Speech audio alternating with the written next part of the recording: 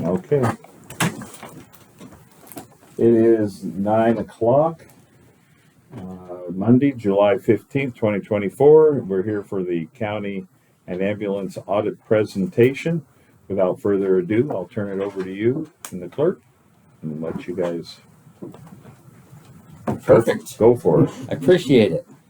Just a quick introduction. You guys all know me, but not everybody here will not know me. But my name is Tony Matson, and I've been the county auditor for the last 10 years here, and I've done the ambulance service district the last 2 since it was formed. So today I just wanted to kind of go through, well, not kind of, we are going to go through the ambulance service district first, and then we're going to go through the county second.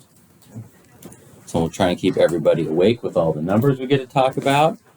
What you have, well, first of all, we issued a clean opinion on the ambulance service district's financial statements. So that was our opinion. They were fairly stated.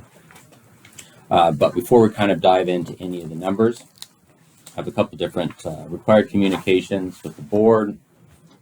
First is the ending governance letter. This letter just talks about some of the accounting estimates that are within your financial statements, some of the upcoming accounting standards, and then most importantly that we didn't have any disagreements with management. So I just wanted to... Do you have an extra book, Tony? What now? Do you have an extra book? Oh yeah, on the ambulance service district. Yes, I do. 2 if you got it. I have 2. An extra copy of the regular audit too, please. Thank you. I have one of those. I'll just take it off regular if you have an extra. If not, I can pull it up on my phone. Who would like? Commissioners, I have 1 copy. Who should go? Give it to Peggy. That's, yes, I'll pull it up on my phone. Here's a both. If you're using it, that's fine. No, I have the big one here. Oh, Yeah. So, Is it ambulance? okay, so we got just for whoever has a package. We have 4 different documents. So there's going to be Shoshone County, the actual audit, and then a graph discussion, and the ambulance service district is going to have the audit and a graph discussion.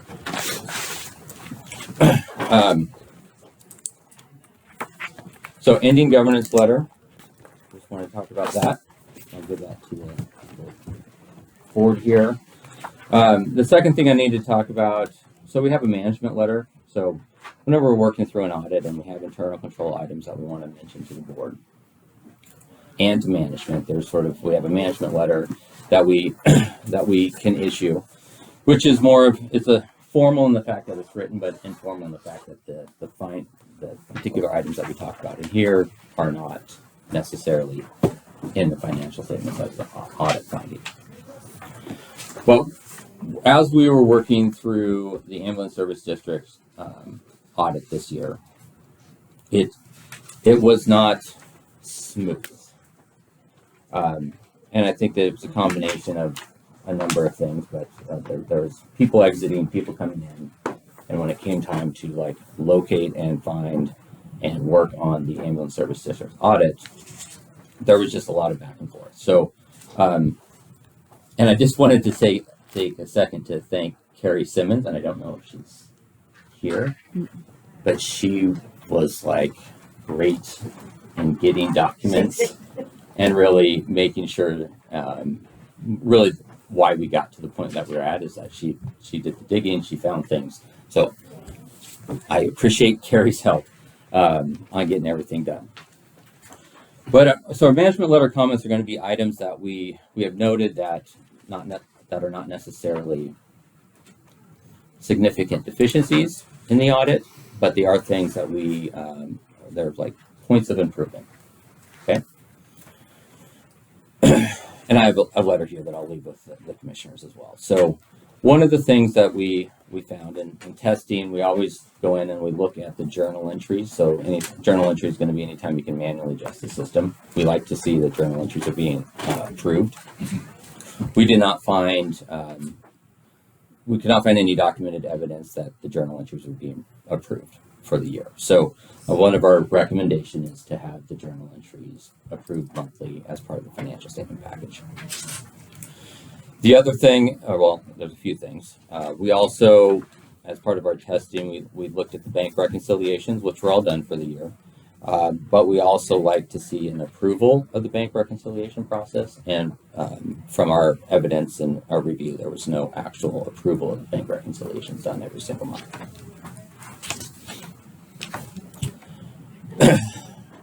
The third thing that I wrote in the letter here was inconsistent support for district expenditures.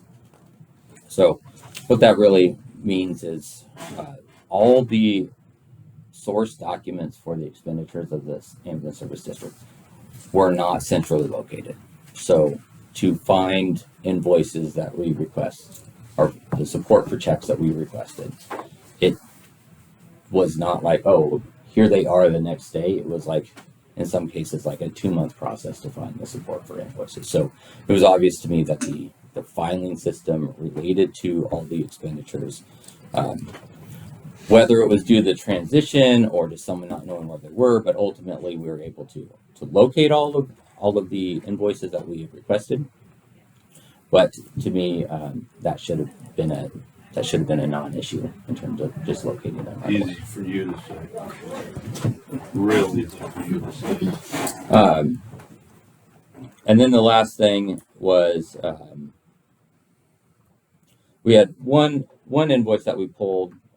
It was a check for some tires, and the actual invoice was in the name of the Shoshone County, not the ambulance service district. Ultimately, it was decided that the tires did belong to the ambulance service district, but it was bought through the account at the county. So our recommendation is to make sure that the invoices are being invoiced to the district in which that's paying them. So those were the 4 points that we had through the audit. Ultimately, on an individual basis, none of those items resulted in a significant finding on their own. But in the totality of those 4 items, we did add a significant deficiency to the financial statements, described as basically we labeled it as informal internal control policies and record retention policies. So I have a letter here that's also a significant deficiency letter. I'm just going to give you that, has a copy of it. But ultimately, that is the totality of all those items led to a significant deficiency on the financial statement. So that is where we stood. Now, again, understand that you can have significant deficiencies, some management letter comments. It does not mean that I think the financial statements are misrepresented. We worked through all those issues in terms of getting all the support and making sure all the adjustments were made so that these financial statements are fairly presented. So that was my required communication. I wanted to dive into the actual financial statements. There are 2 packages here. The one that says audited financial statements in the bottom has a tabbed sheet. This tab sheet is the income statement for the ambulance service district. Mostly as a point of reference, just wanted to show you where that was at. I'm going to discuss this in more detail as we look at the graphs, which is in the other package of information. So if you could open up the graphs, there's a narrative in the front that just summary of the things I'm going to talk about today in terms of financial numbers. And if you can turn to the first page, which is the graph that looks like this.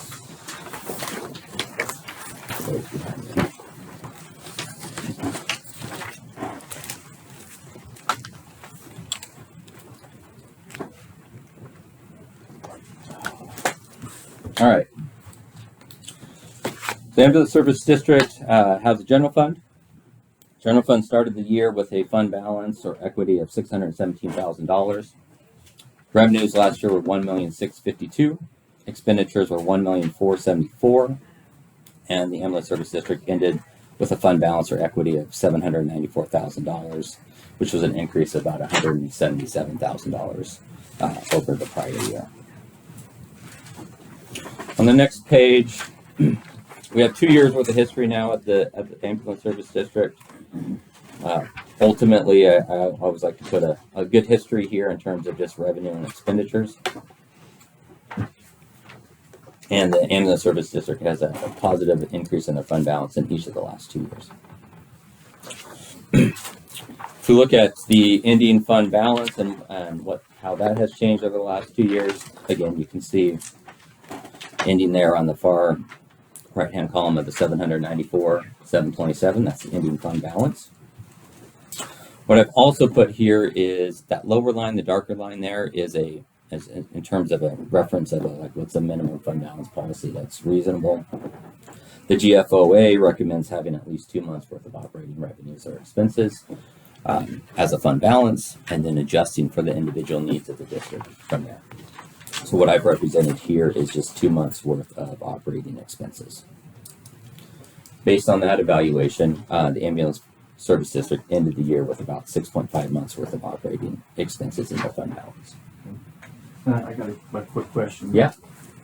On this revenue, does not include any grants or anything like that? This is revenue that came. It does include the grant. So you see up there in the revenues, the fourth one down says grant income. It's like 236, maybe 239 there.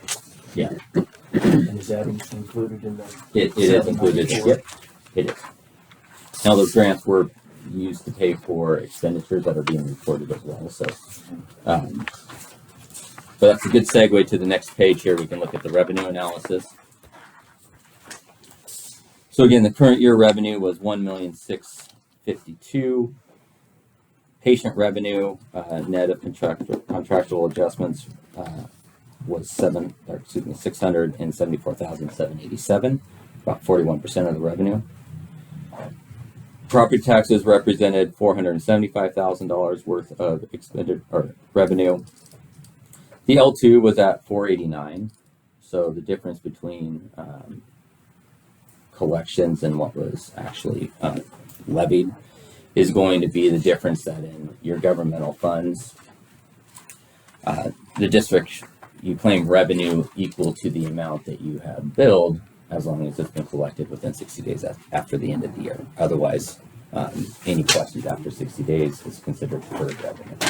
Okay, so deferred revenue doesn't get counted as revenue until it's collected. Mm-hmm. So that's the difference there. And you had donation income of $256,000. The primary one there was the $250,000 from the EMS Corp that came in right at the beginning of the year. And Jeff, to your point, you had grant income of the $239,000 that came into the district this year. Investments earnings were quite small, and then you had your other income was effectively bad debt collection, so amounts that had previously been written off were collected. If you look on the expenditure side,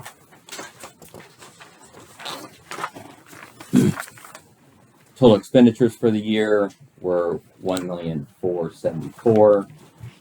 Professional services amounted to $861,000 of that. Bad debt expense was $58,000. So your bad debt expense, there's an estimate made in terms of your billings and how much insurance billings versus patient billings, and there's a certain percentage allocated to the unpaid balances at the end of the year. Whatever that adjustment to the allowance for doubtful accounts is what ends up in that bad debt expense. So that is an estimate that's in the financial statements. Fuel expense was $37,000, medical supplies $73,000, maintenance personnel, miscellaneous small tools. You can all see had a small portion of the expenditures.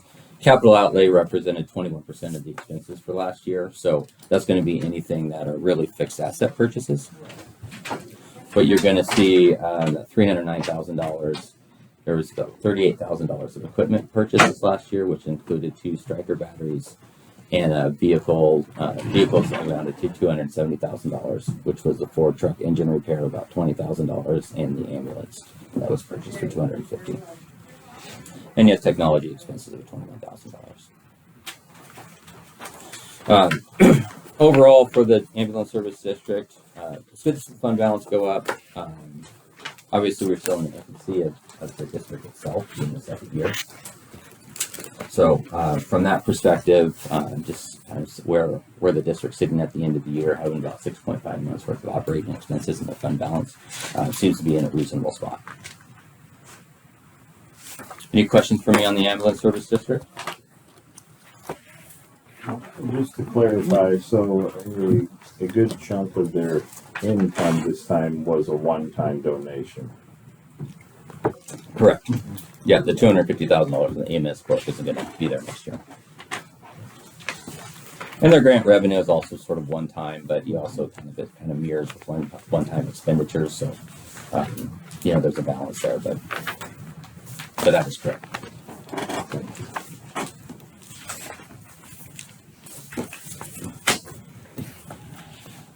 All right. So, I wanted to jump over to the county.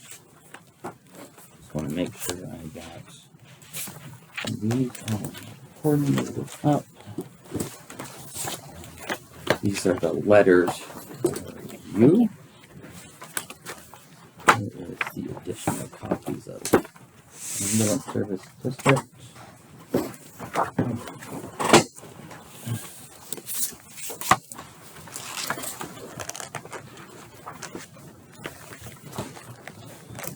All right, so the same two packages we have for Shoshone County. But before, sort of top line opinion is we did issue a clean opinion on the county's financial statements, which we believe they are fairly presented as stated. But again, before we dive into the numbers, there's a couple things that I wanted to talk through the board with. Again, we have our ending governance letters, which talks about the upcoming accounting standards, significant estimates, and that we didn't have any disagreements with management. So I have that letter here. The county had two findings I wanted to talk through. The first is a significant deficiency in the financial statements. So it's a financial statement finding, and it's related to the year-end close and reporting process. So this year, again, is sort of a function of, I think, just some transition of accounting personnel, transitions of the clerk. Ultimately, for the most part, the county operates on a cash basis, right? Your property taxes are done on an accrual basis, but your basic revenue and expenses that are coming in are going to be all cash basis, meaning when you receive the dollars is when they're getting recorded. Part of the year-end process is to go in and look at all of the accruals that need to be done to match up. Hey, did we earn that money in fiscal year 23? Did we earn that in 24? And that process goes through the revenues, it goes through the expenses, all of your grants. You end up reconciling those grants out to make sure that you recognize all your either unbilled grant revenue that you qualify for based on your expenditures. So there's a whole closing process to go from where the county's financial statements sit on a day-to-day basis to the ending accrual basis financial statements that you see today. Having a somewhat informal closing process really led to this situation, I think, this year. Historically, the accounting clerk, the senior accountant, had a pretty good handle on all of the year-end closing processes, and when we show up for the audit, almost all the accruals have been done and ready to go. This year, in anticipation of Tammy leaving, or the clerk leaving, and also just working through with Tammy being new, I just wanted to come up this year and spend a little bit of time at the county just trying to get as much of the audit done before Tammy left. So we came up in January, and we spent almost 2 weeks just working on helping getting the books, what needs to be done to get closed. We worked through that with the county. So, and after that time period, there was a time period in which the clerk's office was vacant. Peggy came in. Peggy took time to sort of take where they were and get most of the accruals done. But the timeline of the audit then just kept getting extended out. And ultimately, that closing process, if it was more formalized, formalization comes with like making sure everything is done, but also timely, right? So it's not a timely closing if we're getting into April when we actually have the final numbers to start the audit. So that ultimately led to having the significant deficiency on the financial statements this year, the finding. It's always my expectation that the county has made adjustments, and that won't be the case in the upcoming year. But obviously, I'm not here to audit it until the end of the year.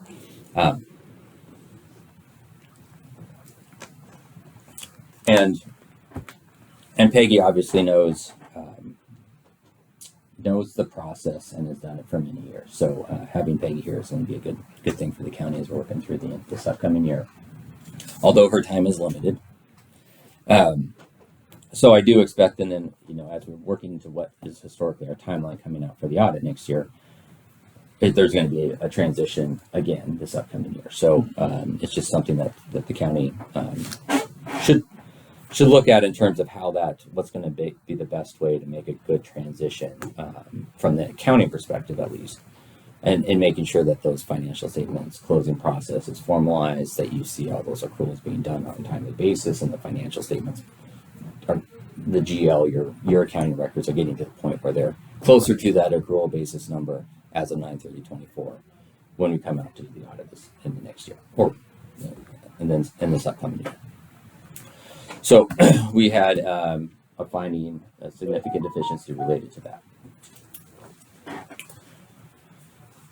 As part of the audit, the county has historically also had a single audit. So single audit is effectively a compliance audit related to the federal awards of the county. County had about $4.8 million of federal awards expenditures this last year, which is up from about $3.2 million from the prior year. This was the first year that a lot of the COVID-related dollars got audited. So we had two programs that the audit was done on. The first was the SLFRF fund, had about $1,146,000 of expenses in fiscal year 23, and the LATCF fund had about $883,000 of expenses. Those were the two programs that we were selected for audit this year. We had a single audit finding, a compliance item finding this year, related to SLFRF fund. It was related to the chiller purchase, and it was related to documenting and the procurement procedures, activities that were done at the county in obtaining that, ultimately securing that company to do that purchase. So when procurement, there's different thresholds for procurement. And the federal government defines them as you have micro purchase levels, you have informal. So micro purchase are effectively items under $10,000. There's not a lot of formal procurement policies or procedures or activities that are needed for under $10,000 of purchases. Informal procurement policies happen between $10,000 and $250,000 worth of expenditures, which generally go to, like, you're going to have, in all procurement policies, you need to have documents of records of your procurement activities. That's just sort of the baseline standard. Informals are going to, procurement standards are going to include going out and getting bids, whether those are informal bids or not, but having gone out and gotten bids and documented your procedures, documented your evaluation, documenting why you selected that vendor. Then you have formal procurement requirements, which are when the project is expected to be over $250,000. In that case, you have effectively two. You either have sealed bids or a proposal. Those are the two identified procurement activities that the county can do. And that usually goes along with, at the end of the day, the federal government's just wanting to make sure that there was a competitive bid process when you're spending federal dollars. So you're looking for competitive process, right? Like, was it advertised? Was there an RFP package sent out? What was the actual evaluation done? How did you make sure that people had the ability to bid on the project? In our in our findings, the chiller project, you did receive a bid, but there was no record of an advertising of the project. There was no record that was located related to an RFP package that the county sent out for people to bid on. And the project was ultimately approved about $640,000 was the estimate. So it fell into that formal bid process, and I didn't see the procurement activities being done as required by the procurement standards. So that did lead to a finding. It's a single audit finding, so this finding has already been submitted to the federal government. There's a response that has already been done by the county that's also submitted along with that. And effectively what happens at this point is that the federal government has an opportunity to look at your response and has up to 6 months back to provide their feedback on whether they agree with your response or they want you to do something differently. So that's where the county's at with that particular. Yes. When was the date of this transaction for the chiller? The date of the expense or the date of the, I don't have the date written down in terms of when the project was approved, but it was approved in, What year? it was approved a few years back. And I'm sorry that's. But it's just correct. showing up in this year's. Yeah, it's the expenditures are showing up in this year, right? You spent about $413,000 in fiscal year 23 on the chiller. I believe. Well, I don't want to say something that's wrong, but I believe that the chiller was going to be either a 20 or a 21 activity. 20 or 21. Yeah. And I apologize for not having that date available. I almost printed printed that off, but I do not have that particular thing. So it wasn't an activity that necessarily happened in fiscal year 23, but the expense happened in 23. So you're auditing to when the expense happened, and then you sort of work backwards on the procurement. Thank you. Yep. All right. Before we dive into the numbers, I did just want to mention that with the SLFRF funds, the county had about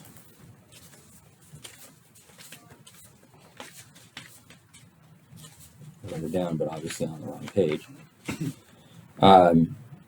Just over $1,055,000 of unspent SLFRF money as of 9/30 of 23. So the deadline to obligate those, and I'm not sure what has already happened in 2024, but the deadline to obligate those funds is December of 24. So obligated by December of 24, spent by December of 26. Okay, so an obligation is like a contract signed. It's not just the board deciding we're going to spend the money in this direction. You have to have actual obligations. The board making a decision on how they're going to spend money is an assignment. Obligation is going to be you have a signed contract, you have some sort of like actual legal obligation related to those dollars. So just important to know that date is coming up. The other thing, since we're just right here, is the LATCF funds. You spent about $883,000 last year. At the end of the year, the county had about $7,283,000 of unspent LATCF funds. And those obligation dates are out into 2026, so you have a longer time period to spend the LATCF funds. But just in terms of understanding those deadlines, I think it's important. It's also important as we're walking through the numbers to understand that although you've received those funds and you have those in your bank account, they are not adding to the equity of the county. You have dollars and you have a deferred revenue, right? So you have an asset and liability that are equal to each other, so the net effect is zero on the equity of the county. At the time you spend money and you have qualifying expenses, you recognize the revenue. So your expenses, once they're incurred, you will have an offsetting revenue item that will then be able to be taken as like count as revenue. But you already have the dollars right now. So the dollars are in your cash account. All right, so today, if we wanted to open up the graphs, I was just going to go through general fund, road and bridge, justice fund, and solid waste fund today as part of the presentation.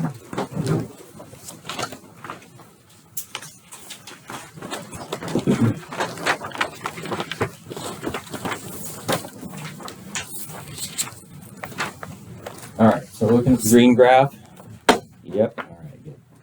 All right, so current expense of your general fund started the year with equity of $2,299,000. Revenues last year were $5,517,000. Expenditures were $4,472,000, and current expense ended the year with a fund balance of $3,344,000, which was an increase of about $1,044,000. There were a few sort of like notable events when you're looking at evaluating that ending fund balance. Number one, the Maverick sale, which was $2,150,000, is included in this revenue in the general fund. So, for like round number sake, you earned $1 million in current expense. You did have a $2 million like one-time event that was coming in. The other thing on the expenditure side that was one time is board approved and a $1,188,000 transfer from current expense was made as sort of an initial funding of the justice fund. So the net of those two, just sort of net amount that you would have had an increase in the current expense minus those two transactions of about $82,000 last year. So showing $1 million, back those out, and it was much closer to about $82,000. But the way the accounting works is you're going to show that $1,044,000 increase. If we look at the next page, it's a 10-year history of the revenue and expenses for current expense. Just some sort of overall notes. The current expenses had revenues greater than expenses in 7 of the last 10 years. You can also see that the overall totals really shifted in 23 from 22, and that's going to be at the creation of the Justice Fund. The revenues and expenses have shifted to the Justice Fund and are no longer reported in current expense. If we look at the results, fund balance results over the last 10 years, on the next page, we talked through this on the ambulance service district. That dark bold line is going to represent your ending actual fund balance. The light green line is going to represent that sort of minimum GFOA recommendation of 2 months. I've also put an upper limit, a 5-month line, and that's somewhere in there is sort of represents a reasonable fund balance.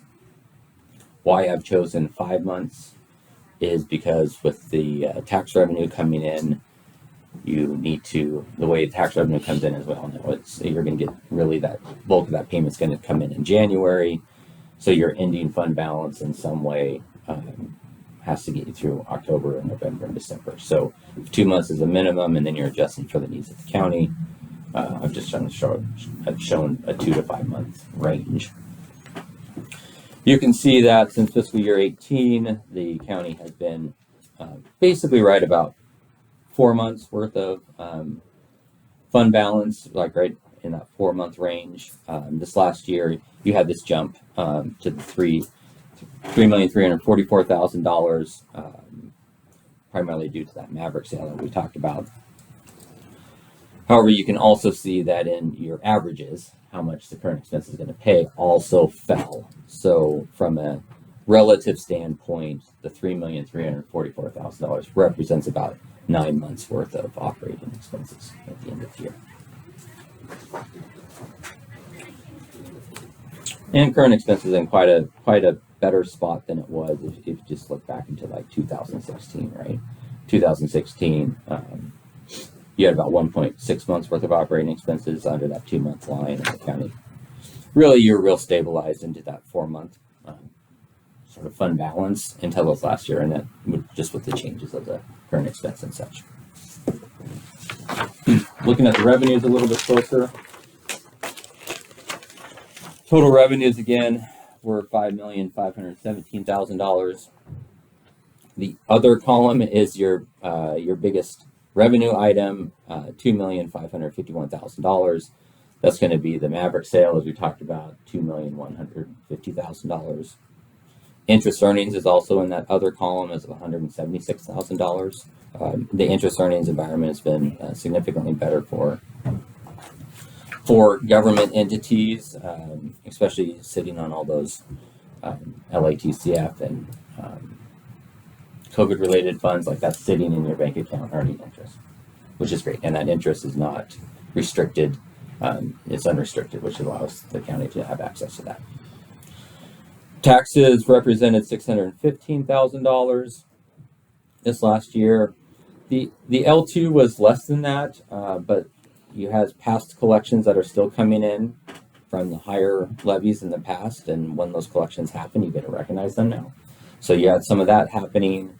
There were some other property sales that led to some prior year tax collections that you got to account for, and then you have interest and penalties also in that number.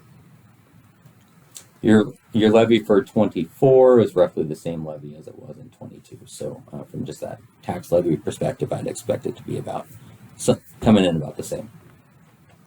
Intergovernmental revenue, so this is going to be sales tax, revenue sharing, property in lieu of taxes, and liquor money, was $1,387,000. I didn't really do a comparison to last year because it's with the split out of the Justice Fund, it's not necessarily comparable, because some of those intergovernmental revenues that have historically been reported in your current expense are now shifted and recognized in your Justice Fund. So, but $1,387,000 would be your intergovernmental revenue. Charges for services represented about $710,000, with the two biggest ones there being your admin fees came in at $526,000 and recording fees at $67,000.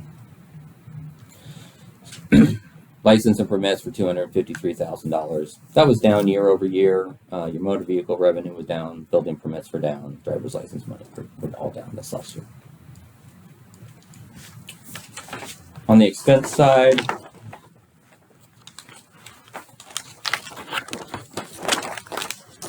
again, total expenditures last year were $4,472,000. General government expenses accounted for $2,792,000. Public safety, $374,000. Debt service at $8,958. That's just lease payments. There's an accounting standard that came out in the last 2 years, and lease payments, operating lease payments, are now categorized as debt service payments. So that's what that is. Capital outlay was $107,000, and then your transfers, the $1,188,553 was the approved transfer to the Justice Fund.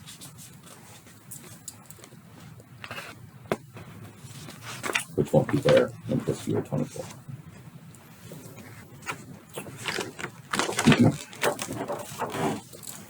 Thought I'd run through the road fund real fast.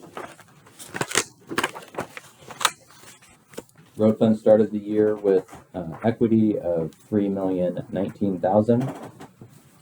Revenues were $4,710,000. Expenditures were $4,197,000, and your ending fund balance was $3,532,000, an increase of about $513,000 last year. Looking at the historical trends for the road fund, revenues have exceeded expenditures in 8 of the last 10 years, including each of the last 6 years. It's had a fund balance increase. And overall, you can see your revenue and expenses on each of the last 3 years have been down. So 19 and 20 were big years. 21, 22, 23 have been a little bit lighter in terms of road fund activity. Looking at how that has affected the fund balance of the road fund.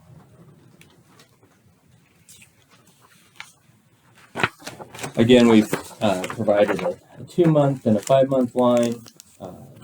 You can see that this last 6 years we've had an increase in the fund balance from 2017 with a low point of a fund balance of $1,029,000, now sitting at the $3,532,000, which represents about 10 months, 10.1 months worth of operating expenses.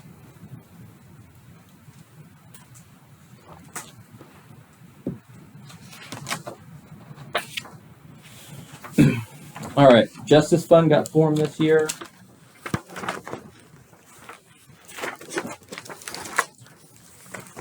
So I don't have all the sort of historical trends with it being the first year, but I did want to just get a sort of baseline for the Justice Fund. Started the year with no fund balance, revenues of $6,328,000.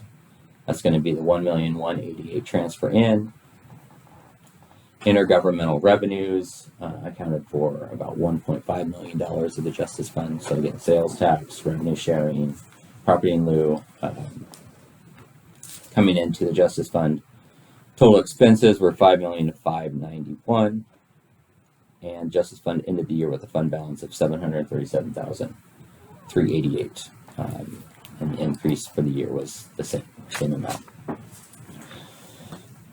$737,000 of fund balance represents about 1.6 months worth of operating expenses, so a little bit under that 2-month sort of GFOA minimum recommendation. It's also the start of the fund, so that's where it's at. If you were at that 737, obviously you got the 1,188,000 that was revenue. So without that transfer, the Justice Fund would have been in the negative this last year. Next year's levy, so the levy for 24 was an increase of about $440,000 from 23 to 24. If you back out that transfer, the loss in the Justice Fund was about $450,000. So it seems like that increase in the levy for 24 somehow is accounted for that effective loss that I think the county had in the current year. Now, there's a lot of other factors, but in terms of the levy being set, it does look like that levy going up was the right thing for the county to do. All right, solid waste. I want to go through solid waste fund. So this is the county's only proprietary fund, which means charges for services are in some way designed to cover the cost of the operation. When you look at the equity, whereas when you're looking at your governmental funds, when you buy an asset, it's an expense. When you look at solid waste, when you buy an asset, it gets added to the capital asset and depreciated. So the $2,211,000 of initial equity represented an investment, your like net investment into your capital assets of $1,094,000. So that $1,094,000 is not really liquid. And the unrestricted portion was $1,134,000. So that $1,134,000 is really available for operations. Revenues were $1,885,000, an increase of about $77,000 year over year. Expenditures were $1,643,000, which is an increase of about $183,000. And the ending equity was $2,453,000, an increase of about $242,000 last year. Your unrestricted portion increased about $108,000, so actual available dollars. Looking at the 10-year trend for solid waste, revenues and expenses are obviously both going up, but revenues have exceeded expenditures in each of the last 10 years.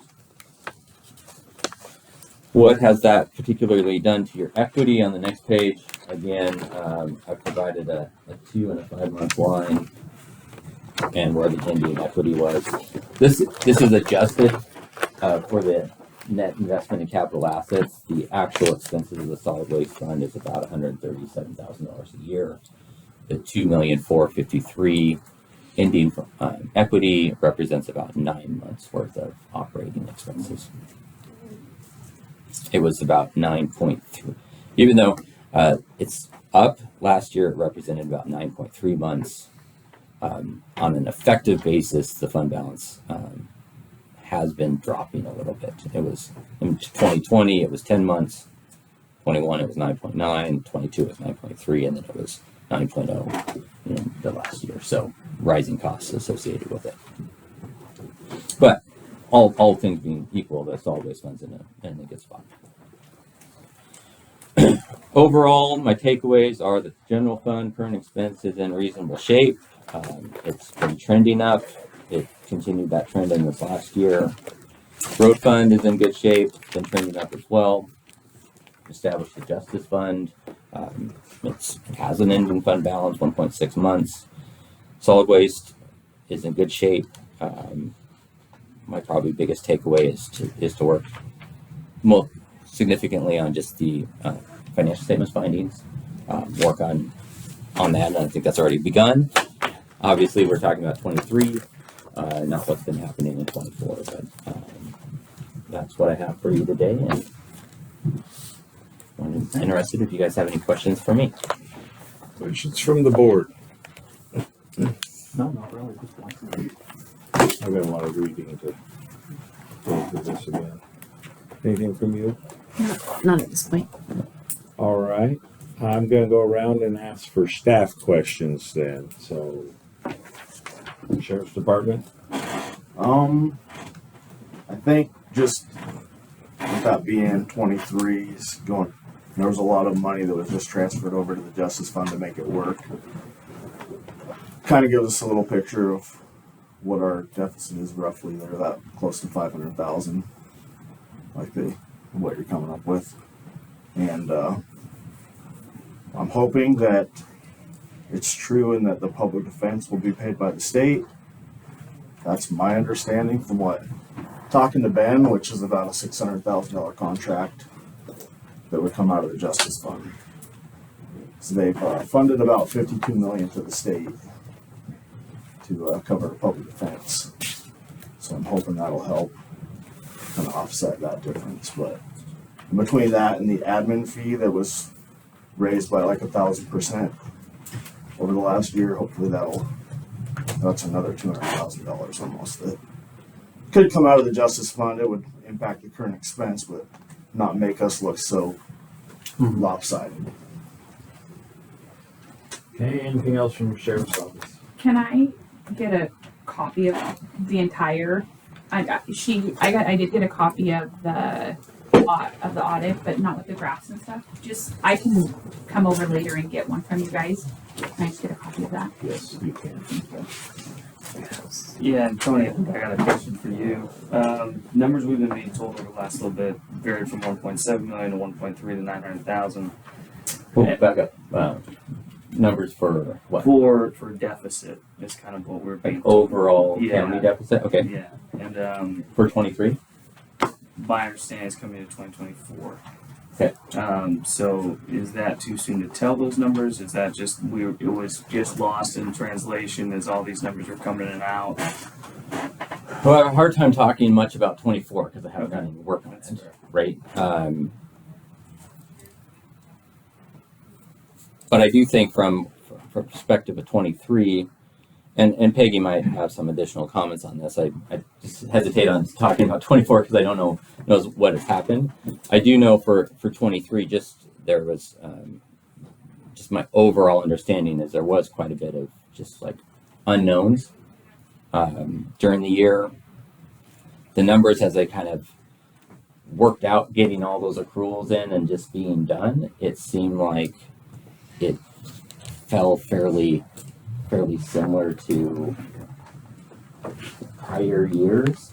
I mean, other than the fact that the Justice Fund is out of the equation now, so that always throws in some sort of wild card. The other thing that's just been wild cards the last couple of years is all just COVID related money, right? One-time money coming in, one-time money covering this, one-time money that covered expenses that may or may not be there in the long run, but they incurred in this current year. So it's just really it's been a terrible run in terms of one-time expenses from fiscal year 20 to now. But the picture that I see here in terms of like you sort of let the dust settle and you're like, well, we're in a better spot now than we were in 20 or in 19, right? Tony, are you talking about general, county general, or the sheriff's department I'm talking about the county in general? in general. Okay, thank you. Yeah, sorry. No, you're fine. And that's been that's been the trend I've seen across all governmental entities. Is the end result of all the COVID dollars has been an increase in fund balance and financial stability for most all governments, and that's true here at Shoshone County as well. Now, it's all one-time money, and there's different expenditures, and there's different ways that that's going to play out in the next 3 years that I have no idea. But as it results in fiscal year 23, I think the county's in reasonable shape. They're in a better spot than they were at the beginning of 2023. And that kind of leads to my follow-up question, because you kind of took out what sounded like you took out the one-time money in the quick, saying that it was essentially a 50K loss, but then the levy projected to cover that loss. Would that be accurate in saying that? And that's even without what the undersheriff mentioned as far as the 600,000 defense fees. Yeah, I would say that, I mean, the most accurate statement I have is that if you take out the one-time money, there was about a $450,000 loss in the Justice Fund last year. And the increase of the levy was about $440,000. So all things being equal, it feels like that increase in the levy almost makes, if that levy would have been in place in 23, then the Justice Fund would have been pretty much break even. And then So- sorry. No. That leads me to my final question of, you mentioned like the general fund is in great shape and the Justice Fund is a new fund. Would you consider that to be normal for seeing a new fund created as far as the 737,000 left in the pool or whatever was mentioned, about average? I don't know if I have any sense of an average. So you don't get a new fund created, especially like a Justice Fund, and that many doesn't happen every day, right? I had another county that happened in 2012, and that's my only comparison. And I don't have those numbers to look at it, but I would say that at the end of the day, if you just look at where you're at, you want to be between 2 and 5 months, right? So you're at 1.6. So whatever changes happen, whatever new revenue sources may come in 24, I have the luxury of looking back, so it's always easy looking back versus looking forward. But sitting at 1.6 is obviously better than sitting at 1, and not as good as sitting at 2 or above.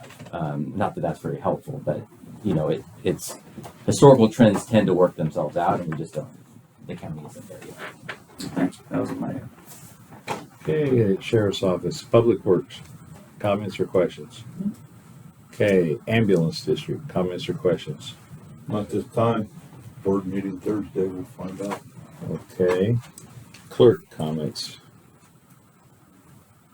No, I think Tony provided. I still kind of feel that the Justice Department, the Justice Fund, you guys, but Tony had told you there was like in that carryover, it's only 1 month point. So you're short is what we're continuing to saying with the wages versus the expenses, income expenses. And that's where we need to target. Now, you said, my public defenders will be going away, but I'll still need some of that money going out on the levy rate. Just the public defense contract is The big one, yeah. $580,000, which would come out of there. And then our admin fee increased from 20 or 30,000 to 200. 22,000. Yeah, 222,000. is a huge chunk of our expense that went up. So And 450,000 levy. Any other comments? Okay, public question, comment, but you gotta limit yourself to 2 minutes because we've got another meeting at 10:30. Public comment? I was just wondering if I get a copy of the report before I get out of here. Do we have, does the Sheriff's Department have a copy of? I can email you one. Does that work? Okay, that'd be perfect. Yeah, okay. Now the county has a PDF, so. Yeah, Probably Same put that question. online, right? Right. Yeah, Do you have any spares of those books that I could have? We don't have any we have spares. PDF, but it can No, be I'll- emailed. With you then. Go I'll, on. I'll post it online. I'll post it online so everyone can get online and look at it. That'll save us a lot of print. There we go. Save us a lot of printing. Okay, Steve, good. Matt, Nothing until I read the books. okay. Larry, anything? Jay? No, I'm just with Bruce. I'm sorry to say. Ooh, you Whoa, whoa. I don't want to say that. Yeah. John? I would like to understand, last year, and so I don't know what, I know that we have done a balanced budget. Last year, there was $1 million deficit in the footnote for the general fund. This year, the deficit for it was 115,000. What is in that budget versus what we understand is the budget that would allow for $1 million deficit in the budget last year? It's in the supplementary materials. I figure that's what you were talking about. Yeah, so the general fund, so I'm on page 49, and just to kind of summarize the numbers that you're saying for fiscal year 23, effectively the final revenue budget was $3,443,000. The final expenditure budget was $3,558,000. So there was a budgeted shortfall of $115,000. And it was over $1 million last year. So generally the balance, well, not generally, the balancing equation is going to be other revenues, which actually will be included in here, but primarily it's the cash balance forward that's reported on the L2. So this $115,000 was expected to be covered by the fund balance that was available at the beginning of the year. So that's the balancing equation for the budget, but the actual revenue expenses for the current year is you expected to cover the $115,000 with fund balance. That's, and as long as you have fund balance to do that, that's what you can then budget for that, how you're going to use those in the current year. So then because we had a $2.1 million last year, we're allowed to have a $1 million deficit in our budget because it would be covered by beginning balance. Yeah, you would have had the beginning fund balance available to cover that budgeted shortfall. Also, is there an impaired independence threat here with, it seems like you're doing a lot of the work, which means you'd be auditing your own work. Is there anything you do internally to mitigate for that? Yes. In some, well, for this particular current year, well, let's just back up. Internally, all of our work is reviewed on 2 different review levels to make sure that the numbers that are the final are the ones that we have support for and do agree to be the final balances. As part of any adjustments that we're working with the county, those are sent to the county, and as part of the review and the draft are effectively, these financial statements are approved by the county in terms of the clerk and such to make sure that, yep, I, Peggy, and put Timmy in here too, agree that those are the ending balances as they believe them to be stated. So, but for this last current year, we did a lot of work on like, hey, this is what needs to be done. And the county did the balancing themselves. And then we got a updated trial balance in which we then audited that updated trial balance and then worked with the county on any numbers that we're still unclear on or that needed additional work. Thank you. One last question. I don't understand, and I hope I'm not being dumb, but it sounds like at the beginning of the year, your ending balance last year is going to be our beginning fund balance for this year for budget purposes. And it sounded like from the clerk last year that there was this $1.7 million deficit. So is that not the case? Because I'm not understanding why we think we're in a bad position financially if we really don't have a beginning deficit. I don't know I don't know the details behind that 1.7, but that was not the ending audited number position. So it could be just that there was a mistake in the calculation. It could be. Yeah, I'd have to look at the information itself. but some of it has to do with just getting all those year-end accruals done, like, hey, what additional monies? Because in a lot of cases, the county is looking at the dollars from a cash basis perspective, so you have a number of revenue sources that you get to So count. she could have just not had all her accruals done yet? Correct. Because you get a number of like your intergovernmental revenue that's for the county's fourth quarter that comes in October and November that is counted as part of your accruals and part of that fund balance. So on a cash basis, you most likely were at a lower position than you do when you get done getting all your revenue accruals in there. That's really. Right. The other thing is you have grant dollars that coming in, so like, you're spending dollars on grants. That's showing as like, hey, we have less money in this particular fund, and then those reimbursements, they have to be matched up. So you have a reimbursement, whatever it is, $200,000 for these expenses. Well, if you're looking at the numbers, you have in the whole 200,000. It's just that you have a $200,000 accrual that you're going to get because you got to match grant revenues with grant expenses. So it's that sort of lag between what we have cash basis now and what ultimately gets allocated and gets assigned to be also in your fiscal year 23 amounts, if that makes sense. So typically your cash balance probably lags your reality if you have a lot of intergovernmental revenues, you've got a lot of grant money coming in. The exception being the federal government has almost always been on a recently has always been on a reimbursable basis until all the COVID dollars. So now you have those like cash infusions, but they're just really not. Yes, you have the dollars, and yes, it's in your bank account. You just have to assign what you're going to spend those on. So that's kind of the exception to the rule on this. Well, that's another question. So what we did last year in order to balance the previous clerk was put a cash influx in of $1.7 million. Plus, we had to cut our budgets last year.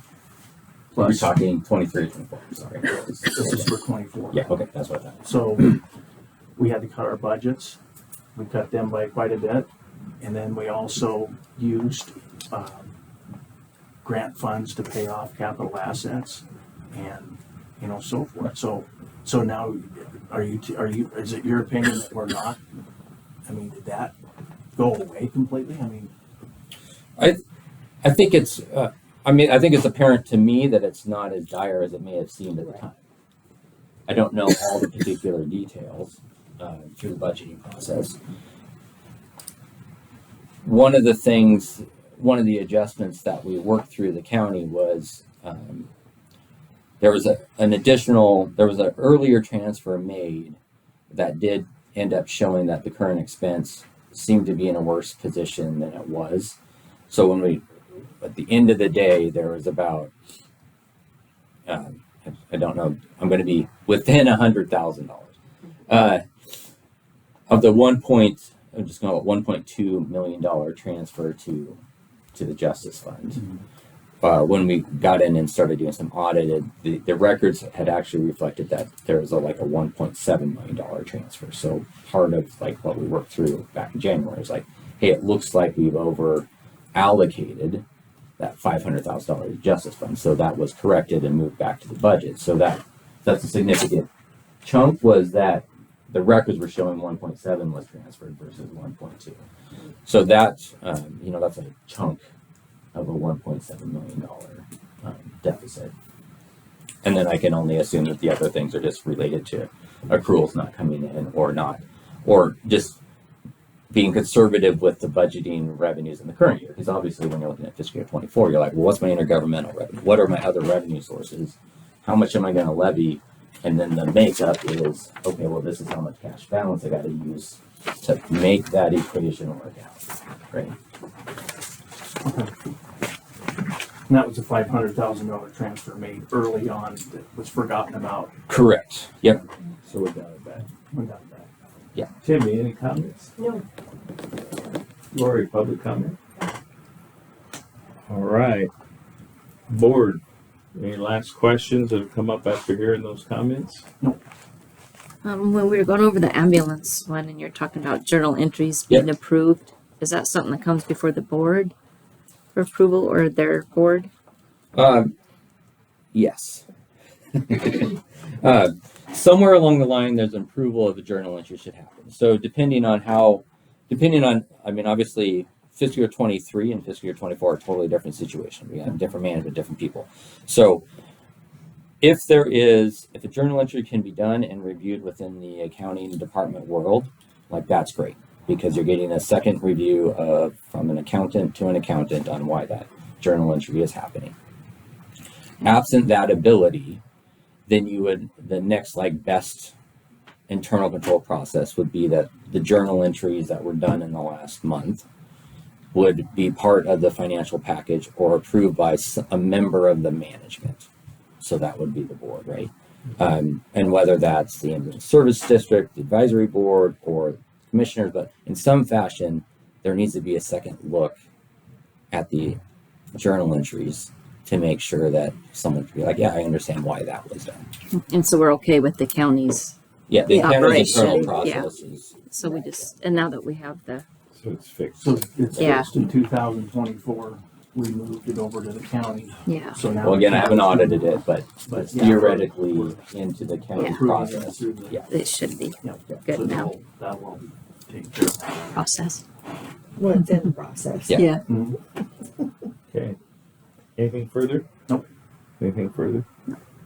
Want to thank you for the work. It took a few extra months this year. Yes, it did. I think you've explained that it took a while to get some of this information, and we appreciate you hanging in there. Yeah, well, appreciate the opportunity to work with the county. It was a challenging year, but sometimes that's there's something about road bumps or what you get traction on, right? So that's my hope. We don't have road bumps in Shoshone County. Oh yeah, that should be taken the wrong way. All right. Well, with that, we are adjourned, everybody. We've got another